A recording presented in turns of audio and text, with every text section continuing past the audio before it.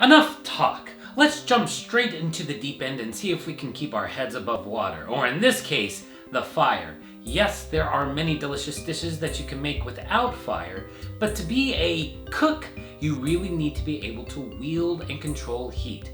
And nothing taught me more about heat control than an egg. Let's get her cracking!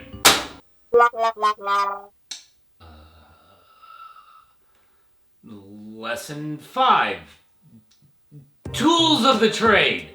The proper tool for the proper job is a saying we need to reconsider a little bit. You need cookware, but many people feel very passionate not just about which tools are essential to a kitchen, but also about their design, how many you should have, the materials they're made out of, and even the brand, of which there are many. This can make it very confusing to figure out what you need to have to start cooking. For example, look at how many big spoons I have. I mean, I use each for a very particular purpose, but do you need to have all of these spoons before you can begin cooking good food? Bye! These are the tools that get the most use in the common kitchen. Pot, pan, chef's knife, cutting board, baking sheet and or dish, mixing bowl, spatula, spoon, whisk, measuring cups, and measuring spoons. You could get more, and in time you'll probably get a lot more. But for right now, let's focus on learning how to use and master just this simple set of tools. Because when you do, you will be amazed at just how much you can cook and how well you can cook it. So why are there such strong feelings about these things? Well, yes, quite. Snobbery, for one. See, it takes years to become a competent culinary craftsman, and that can leave some people with an inflated sense of what should or should not be.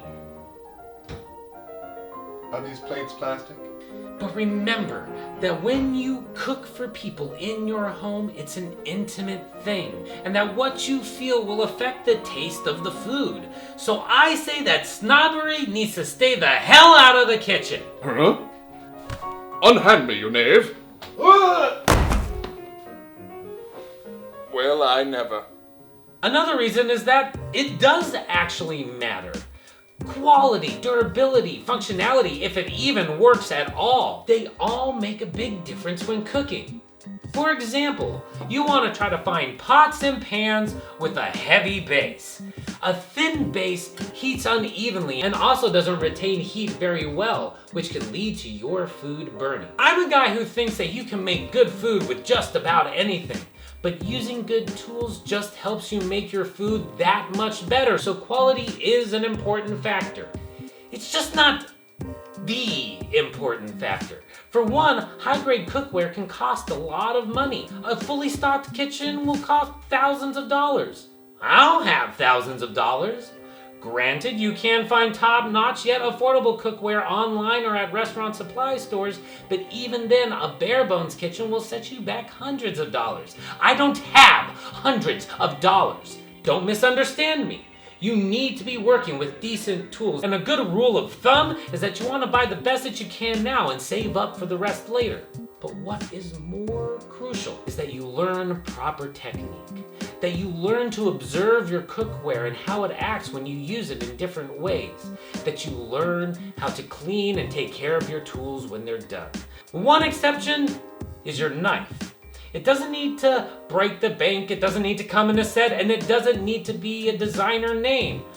But it does need to be of good quality steel, it needs to be well balanced, and it needs to be sharp, sharp, sharp, sharp, sharp. I said it 5 times so that'll sink in. I'll get into it later, but a dull knife is far more dangerous to you than a sharp one. As for the rest, there will come a day when you expand your culinary arsenal and start cooking more complex dishes. But for now, let's focus on learning how to cook properly. Because what good is the most expensive pan in the world if you don't know how to use it? Cook well, eat well, live well.